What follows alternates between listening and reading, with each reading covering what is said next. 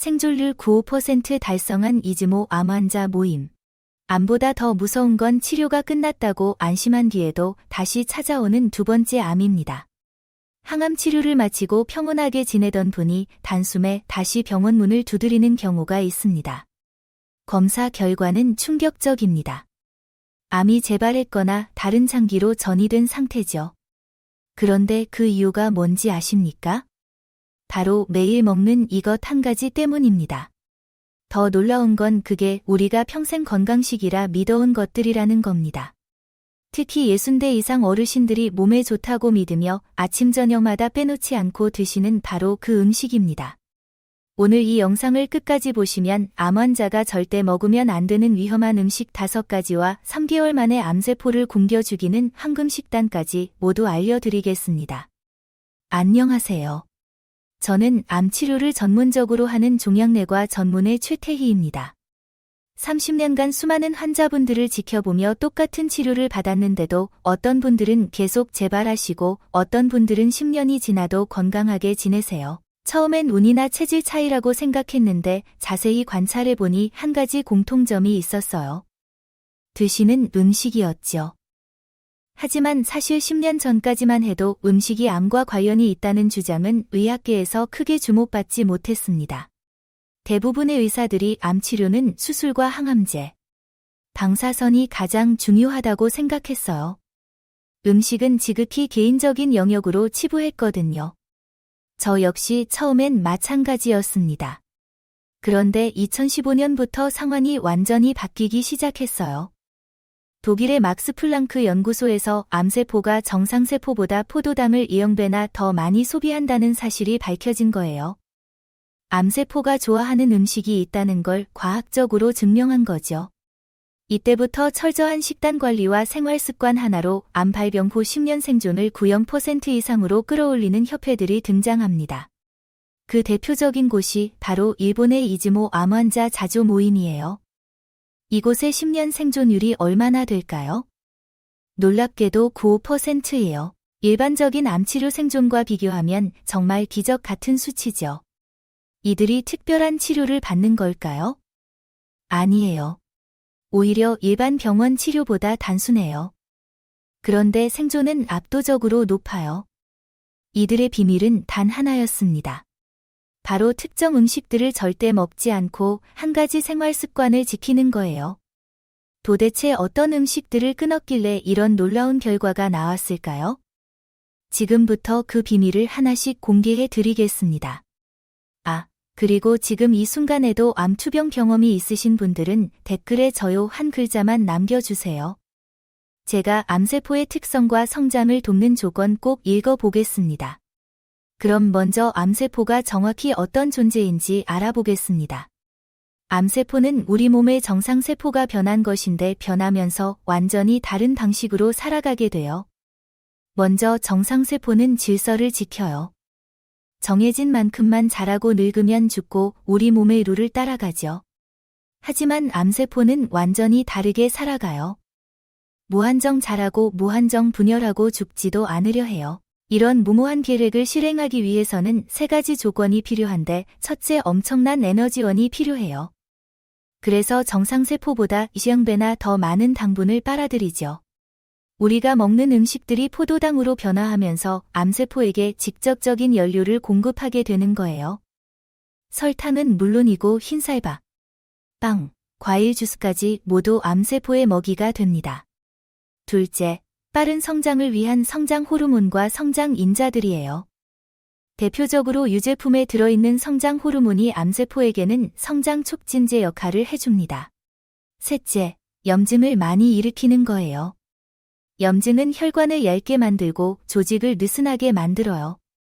그래야 암세포가 다른 장기로 이동하기 쉬워지거든요. 가공육이나 트랜스 지방이 바로 이런 염증을 일으키는 주범들이죠. 결국 우리가 먹는 음식이 이 3가지 중 하나라도 제공하면 암세포에게는 최고의 선물이 되는 셈이에요. 그럼 지금부터 암세포를 키우는 위험한 음식 5가지를 말씀드릴게요. 위험한 음식 5위는 미세 플라스틱 함유 식품입니다. 핵심부터 말씀드릴게요.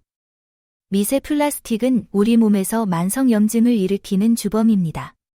앞서 말씀드린 암세포가 필요로 하는 세 번째 조건, 바로 염증 환경을 만들어주는 거예요. 마치 암세포에게 어서 오세요. 여기가 살기 좋은 동네예요. 광고하는 것과 같죠? 그렇다면 우리는 어떤 방식으로 플라스틱을 섭취하는 걸까요? 놀라시겠지만 여러분이 아침에 마시는 그 향긋한 차 한 잔에는 무려 수십억 개의 플라스틱 조각이 들어 있습니다. 특히 요즘 많이 쓰는 삼각 티백 말이에요. 캐나다 연구진이 조사해보니까 차 한 잔에 플라스틱 조각이 15억 개가 넘게 들어 있었어요. 더 어이없는 건 생수예요.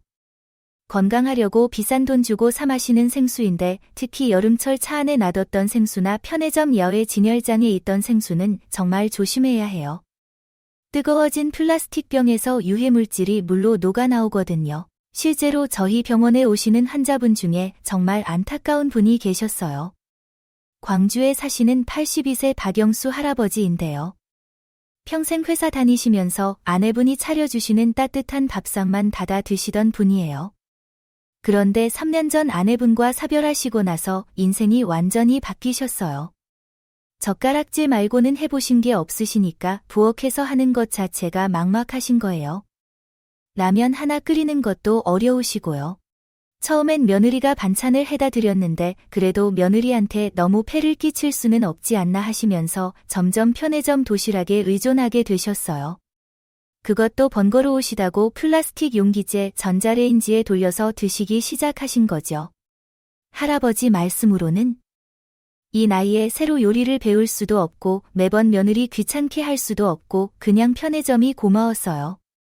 이사시간 언제든 따뜻한 밥을 먹을 수 있으니까요. 게다가 전자레인지에 3분만 돌리면 뜨거운 밥이 나오니까 얼마나 편한지 몰라요. 라고 하시더라고요. 그런데 몇 달 후 정기검진에서 염증 수치가 계속 높게 나오는 거예요. 할아버지는 나이 들어서 그런가 보다 하셨는데 다른 수치는 다 정상이라 이상했어요.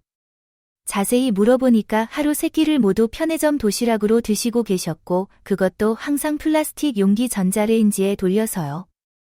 할아버지는 설마 이것 때문일까요? 이렇게 편리한 거려? 라고 반신반의 하셨어요. 그래서 조금 번거로워도 세라믹 그릇에 옮겨 담아서 데우라고 말씀드렸더니 처음엔 그런 번거로운 일을 설거지도 해야 하고 투덜거리셨어요. 하지만 3개월 후에는 염증 수치가 말끔히 사라지셨죠. 요즘 배달 음식도 정말 조심해요. 코로나 이후로 집에서 배달 음식 시켜 드시는 분들이 많아졌는데 뜨거운 음식이 플라스틱 용기에 담겨 오잖아요. 이미 배달이 온 건 어쩔 수 없지만 그 상태로 다시 데워 드시면 미세 플라스틱이 음식과 함께 우리 몸으로 들어가는 거예요. 그럼 어떻게 할까요? 첫째, 티백 대신 잎차를 우려 드세요. 조금 번거로워도 건강을 생각하면 충분히 할 만하죠. 둘째, 플라스틱 물병 대신 유리병이나 스테인리스 물병을 사용하세요. 처음엔 무겁다고 느끼시겠지만 금세 적응되실 거예요. 셋째, 배달 음식은 받자마자 바로 세라믹이나 유리 그릇에 옮겨 담으세요. 귀찮다고 느끼실 수도 있지만 건강을 생각하면 오븐 투자가 아깝지 않죠. 넷째, 전자레인지에는 절대 플라스틱을 넣지 마세요. 이것만 지켜도 미세 플라스틱 섭취량이 현저히 줄어들어요. 4위는 우유와 유제품입니다. 우유에는 나노하는 성장 인자가 들어있어요. 이게 원래는 송아지를 빨리 키우기 위한 호르몬인데 사람이 마시면 우리 몸의 모든 세포를 빠르게 성장시켜요. 문제는 암세포도 함께 자란다는 겁니다. 우리나라 유제품 소비량과 유방암 발병률을 한번 보세요. 1970년 한국인 1인당 연간 우유 소비량은 3.4일이었어요. 그때 여성 1억만 명당 유방암 환자는 1.8명이었습니다. 그런데 2020년을 보면 어떨까요? 우유 소비량은 7.8.5일로 2~3배 증가했고 유방암 발병률은 1억만 명당 우유 3명으로 3일배나 늘었어요. 더 구체적으로 들여다보면 더욱 놀라워요. 1980년대부터 본격적으로 우유 급식이 시작되고 치즈, 요구르트 같은 유제품이 대중화되기 시작했어요. 그 시기와 정확히 맞물려 유방암 발병률이 급격히 상승 곡선을 그리기 시작한 거죠. 1990년 우유 소비량 2도. 2엘, 유방암 발병률 1억만 명당 8, 7명, 2000년 우유 소비량 3호. 6엘, 유방암 발병률 20, 3명, 2010년 우유 소비량 64.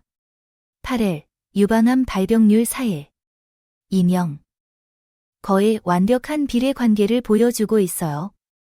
반면 같은 아시아권인 중국의 경우를 보면 더욱 명확해져요. 전통적으로 유제품을 거의 먹지 않는 중국 여성의 유방암 발병률은 여전히 우리나라의 절반 수준이에요. 일본도 마찬가지고요. 그럼 왜 이런 일이 일어나는 걸까요? 면은 인슐린과 유사한 성장인자예요.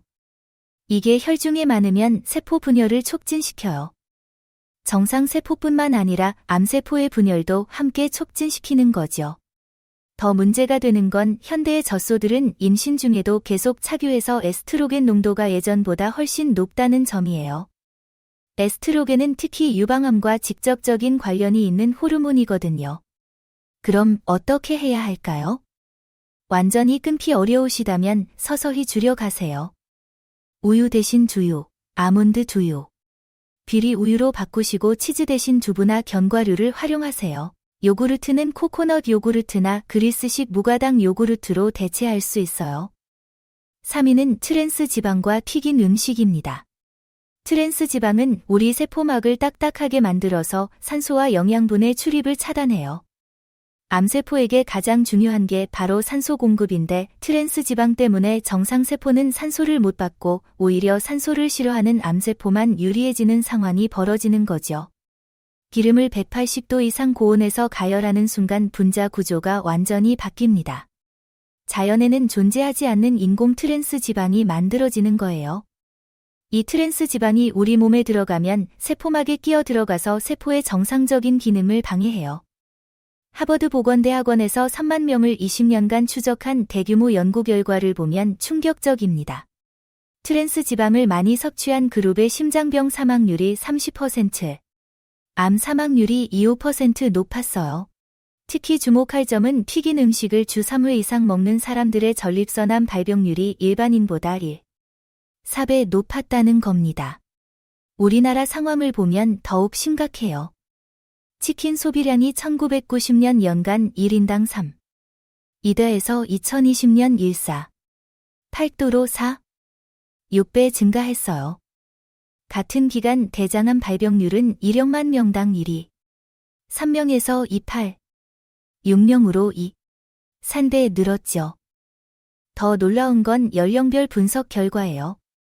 치킨, 감자 튀김 같은 튀김 음식을 자주 먹기 시작한 40대 이하 연령층에서 대장암 발병률이 급격히 증가하고 있어요.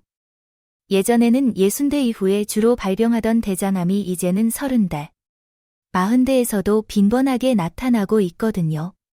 문제는 우리가 건강하다고 생각하는 옥수수요, 콩기름, 해바라기요 같은 천연 기름들도 위험하다는 거예요. 이런 기름들엔 오메가6 지방산이 과도하게 많이 들어있어요. 체내에서 아라키돈산이라는 염증 물질로 변환돼요. 이 염증 물질들이 혈관벽을 손상시키고 암세포가 이동하기 쉬운 환경을 만들어주는 거죠. 또 다른 문제는 반복 사용하는 기름이에요. 치킨집이나 튀김집에서 같은 기름을 여러 번 쓰잖아요. 기름을 반복 가열하면 벤조피렌이라는 강력한 발암 물질이 생성돼요. 이건 담배 연기에서도 나오는 1급 발암 물질이거든요.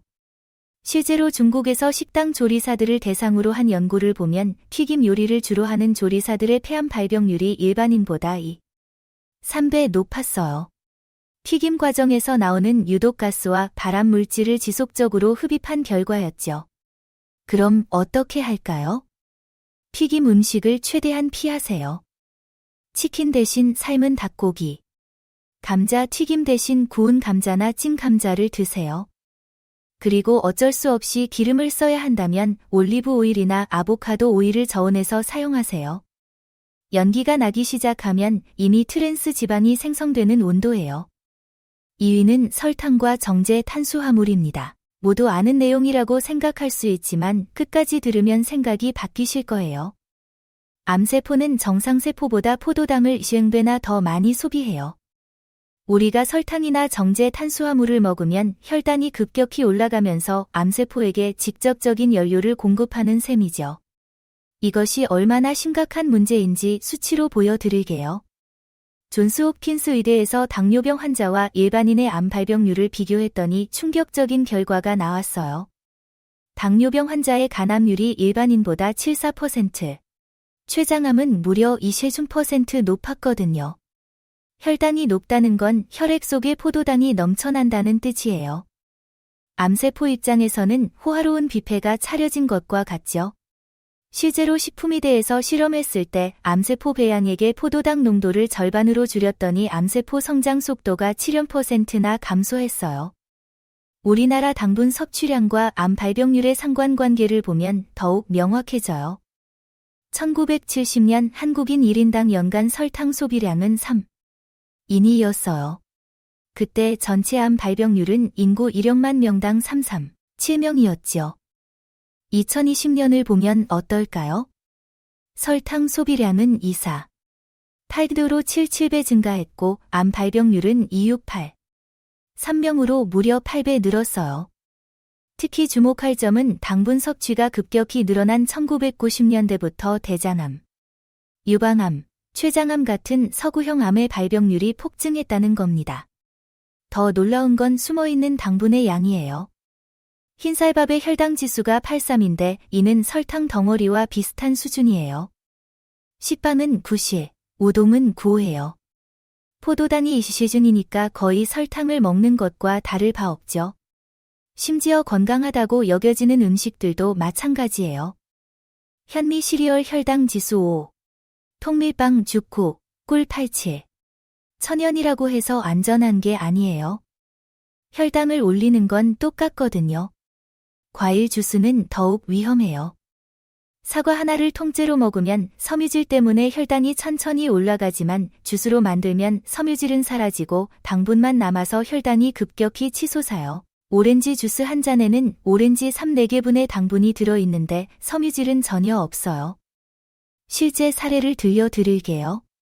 제 환자 중 한 분인 74세 김순자 어르신은 건강을 위해 매일 아침 과일 주스를 만들어 드셨어요.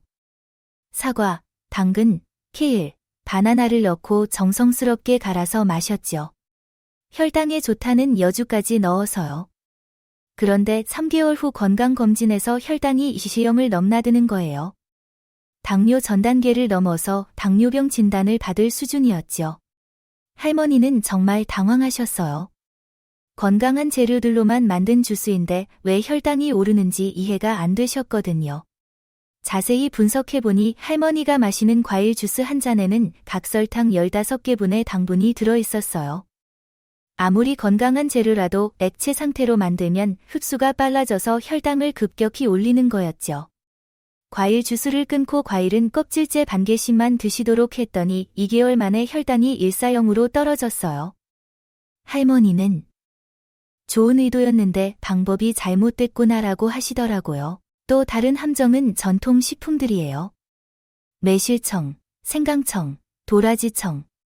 천연 재료로 만들었다고 안전할 것 같지만 설탕과 일일 비율로 재운 거라 결국 설탕물과 다를 바 없어요. 조청이나 물엿도 마찬가지예요. 쌀이나 보리로 만들었다고 해서 건강한 게 아니라 오히려 혈당을 더 빠르게 올려요. 분자 구조가 단순해서 흡수가 빠르거든요. 가장 무서운 건 무의식적으로 먹는 숨은 당분들이에요. 빵, 과자는 물론이고 소스, 드레싱, 반찬에도 설탕이 들어가요. 심지어 짠맛 라면에도 설탕이 들어있고 김치에도 요즘은 설탕을 넣어서 담그죠. 편의점 삼각김밥 하나에도 설탕이 온칠지 들어있어요. 각설탕 1~2개분이죠. 하루에 삼각김밥 2개, 음료수 1개, 과자 한 봉지만 먹어도 설탕 50질 넘어요. 세계보건기구 권장량의 2배예요. 그럼 어떻게 할까요? 첫째, 혈당 지수가 낮은 통곡물로 바꾸세요. 흰쌀 대신 현미, 흰빵 대신 통밀빵. 우동 대신 메밀 국수를 선택하세요. 둘째, 과일은 주스가 아닌 통과일로 드시되 하루 2개로 제한하세요. 당분이 적은 베리류나 사과 반 개 정도가 적당해요. 셋째, 식사 순서를 바꾸세요. 채소부터 먼저 드시고 그 다음 단백질, 마지막에 탄수화물을 드세요. 이렇게 하면 혈당 상승을 늦출 수 있어요. 넷째, 가공식품의 성분표를 꼼꼼히 확인하세요. 설탕, 과당, 포도당, 옥수수 시럽 등 이름만 바뀐 당분들이 숨어 있어요. 마지막으로 암 환자들이 절대 먹으면 안 되는 음식 1위는 가공육입니다. 가공육은 세계보건기구가 담배, 성면과 같은 등급인 1급 발암 물질로 분류한 음식이에요. 가공 과정에서 들어가는 아질산 나트륨이 우리 몸에서 니트로사민이라는 강력한 발암 물질로 변하기 때문이죠. 매일 50지씩만 먹어도 대장암 위험이 18% 증가해요. 오신지 얼마나 될까요? 햄 2장, 소시지 1개 정도예요. 생각보다 적죠. 문제는 우리가 하루에 먹는 가공육의 양이 이보다 훨씬 많다는 거예요. 1980년 한국인 1인당 연간 가공육 소비량은 0.8D였어요. 그때 대장암 발병률은 인구 1억만 명당 8명이었죠. 2020년에는 어떨까요? 가공육 소비량이 9.9%로 1배 증가했고 대장암 발병률은 6중으로 2배 늘었어요. 특히 가공육 소비가 급증한 1990년대부터 대장암 발병률이 가파르게 상승하기 시작했어요. 더 구체적으로 보면 햄버거와 피자가 본격적으로 들어온 1980년대 후반부터 30대 젊은 층에서도 대장암이 나타나기 시작했어요. 예전에는 60대 이후에나 생기던 병이 이제는 30대 40대에서도 흔하게 발견되고 있거든요. 가공육이 이렇게 위험한 이유는 제조 과정에 있어요. 햄, 소시지, 베이컨을 만들 때 아질산 나트륨이라는 보존제를 넣어요. 이게 육류의 단백질과 만나면 니트로사민이라는 물질로 변하는데 이게 바로 강력한 발암 물질이에요. 니트로사민은 위에서 위산과 만나면 더욱 활성화돼요. 그래서 가공육을 많이 먹는 사람들은 위암 위험도 함께 높아져요. 실제로 일본에서 40년간 8만 명을 추적한 연구 결과 가공육을 주 3회 이상 먹는 사람의 위암 발병률이 6배 높았어요. 더 무서운 건 가공육에 들어가는 다른 첨가물들이에요. 인산염은 칼슘 흡수를 방해하고 글루탐산 나트륨은 신경 독성을 일으킬 수 있어요. 인공색소인 아질산 나트륨은 어린이의 주의력 결핍장애와도 연관이 있다는 연구 결과가 있어요. 그런데 대체 어디까지가 가공육이냐 하고 궁금해 하시는 분들이 많아요. 가공육의 범위는 생각보다 넓은데 햄, 소시지, 베이컨은 기본이고 어묵, 맛살, 햄버거 패티, 핫도그, 육포, 통조림까지 모두 가공육이에요. 심지어 건강하다고 알려진 닭가슴살 제품들도 대부분 나트륨과 각종 첨가물이 들어간 가공육이거든요. 특히 조심해야 할 건 무첨가, 천연 같은 마케팅 문구에 속지 말라는 거예요. 샐러리 추출물이나 천연 보존제라고 해도 결국 아질산염 성분은 동일해요. 포장만 바뀐 거죠. 그럼 어떻게 해야 할까요? 첫째, 시중에 포장돼서 나오는 가공육을 완전히 끊으세요. 대체할 수 있는 단백질은 많아요. 생선, 달걀, 두부, 콩류를 활용하세요. 고기는 정육점에서 생고기를 사서 조리해 드시면 됩니다. 둘째, 도시락이나 간편식을 살 때는 성분표를 꼼꼼히 확인하세요. 아질산 나트륨, 질산 나트륨이 들어간 제품은 피하세요. 셋째, 아이들 간식도 주의하세요. 소시지, 햄이 들어간 과자나 간식은 성장기 아이들에게 더욱 해로워요. 이제 처음에 말씀드렸던 일본 이즈모 암 환자 자조 모임의 비밀을 공개해 드릴게요. 이들이 실천한 건 놀랍도록 단순했어요. 오늘 제가 말씀드린 5가지 음식을 완전히 끊는 것이었습니다. 가공육, 설탕과 정제 탄수화물, 트랜스 지방과 튀긴 음식, 우유와 유제품, 미세 플라스틱 함유식품을 3년에서 5년간 철저히 금지했어요. 대신 현미와 채소 중심의 식단, 하루 50시간 간헐적 단식. 그리고 매일 30분씩 가벼운 운동을 병행했습니다. 정말 이것뿐이었어요. 특별한 치료나 비싼 약물 없이 말이에요. 그 결과가 95%라는 기적 같은 10년 생존이었던 거죠. 독일의 게르손 요버, 미국의 히포크라테스 건강연구소도 마찬가지예요. 모두 음식을 가장 중요한 치료수단으로 여기고 있어요. 약물 치료도 중요하지만 그보다 더 근본적인 치료는 바로 올바른 음식이라는 철학을 갖고 있거든요. 제 환자분들 중에서도 이런 분들이 많이 계세요. 제주에 사시는 87세 남성 환자분은 폐암말기 진단에서 7년째 건강하게 지내고 계시고, 강원도에 사시는 94세 여성 환자분은 유방암 4번 재발 후 5년째 재발 없이 지내고 계세요. 모두 오늘 말씀드린 식이요법을 철저히 실천하신 결과예요. 물론 모든 사람이 똑같은 결과를 얻는 건 아니에요. 암의 종류도 다르고 진행 정도도 다르고 개인차도 있으니까요. 하지만 분명한 건 올바른 식이요법이 치료에 큰 도움이 된다는 거예요. 가장 중요한 건 포기하지 않는 마음이에요. 나이는 정말 숫자에 불과해요. 70이든 80이든 우리 몸은 올바른 음식을 주면 놀라운 회복력을 보여줘요. 오늘부터 하나씩 실천해 보세요. 한 번에 다 바꾸려고 하지 마시고 첫 주에는 가공육부터 끊어보세요. 둘째 주에는 설탕과 단 음식. 셋째 주에는 튀긴 음식. 이런 식으로 단계적으로 바꿔 나가시면 됩니다. 혼자서는 어려우니까 가족들과 함께 하세요. 3개월만 실천하시면 분명 몸의 변화를 느끼실 거예요. 그런데 많은 분들이 궁금해 하실 게 있을 거예요. 그럼 도대체 뭘 먹어야 하나요? 암세포를 굶겨 죽이는 음식이 있나요? 구체적인 식단은 어떻게 짜야 하나요? 이런 내용들이 궁금하시다면 댓글에 궁금해요라고 남겨주세요. 댓글이 많이 달리면 다음 영상에서 암 환자가 꼭 먹어야 하는 슈퍼푸드 5가지와 3개월 만에 암세포를 굶겨 죽이는 완벽한 식단표를 공개해 드리겠습니다. 여러분의 건강한 내일을 진심으로 응원합니다. 암은 무서운 병이지만 절대 이길 수 없는 병은 아니에요. 올바른 지식과 올바른 실천으로 충분히 이겨낼 수 있어요. 오늘보다 더 나은 내일이 되기를 희망하며 언제나 할 수 있다는 마음가짐을 가지시길 바랄게요. 오늘 하루도 수고하셨습니다.